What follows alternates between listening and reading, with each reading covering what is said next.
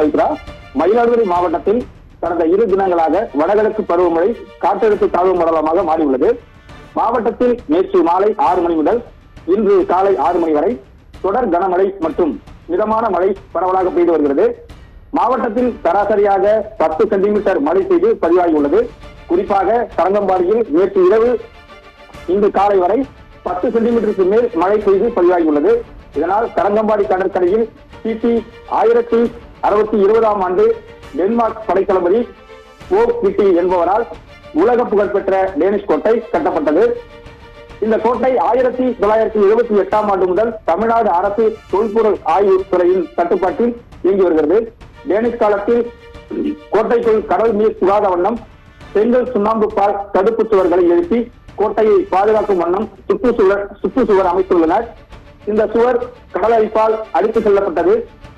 இந்நிலையில் தமிழக அரசின் தொல்லியல் துறை சார்பில் டேனிஷ் கோட்டை தற்போது 3வது முறையாக பழமை மாறாமல் புதுப்பிக்கப்பட்டு வரும் நிலையில் வங்கக்கடலில் நிலை கொண்டுள்ள ஆழ்ந்த காற்றழுத்த தாழ்வு மண்டலம் காரணமாக தரங்கம்பாடி கடற்கரை பகுதியில் கடல் சீற்றத்துடன் காணப்பட்டுகிறது. கடல் சீற்றம் காரணமாக அலையின் வேகம் அதிகமாக உள்ளதால் கரைகளில் கடல் அரிப்பு ஏற்பட்டுள்ளது. இதனால் கோட்டையின் பிரதான மதில் சுவருக்கு முன்னால் உள்ள முள்வேலி தடுப்பு சுவர் இடிந்துவிடும் அபாயம் ஏற்பட்டுள்ளது. கடந்த நிவர் புயலின் போது இந்த முள்வேலி தடுப்பு சுவர் கடல் அரிப்பால் இடிந்து விழுந்த நிலையில் மீண்டும் முள்வேலி தடுப்பு சுவர் அமைக்கப்பட்டது.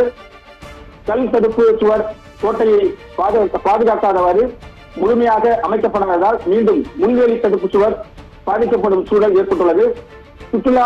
சுற்றுலா தலத்தின் அடையாளமாக விளங்கும் டேனிஷ் கோட்டைக்கு பாதிப்பு ஏற்படாதவாறு எஞ்சிய பகுதிகளில் கல் தடுப்பு சுவர் அமைக்க நடவடிக்கை எடுக்க வேண்டும் என்பது சுற்றுலா பயணிகளின் பிரதான கோரிக்கையாக உள்ளது. பவித்ரா மேடம்.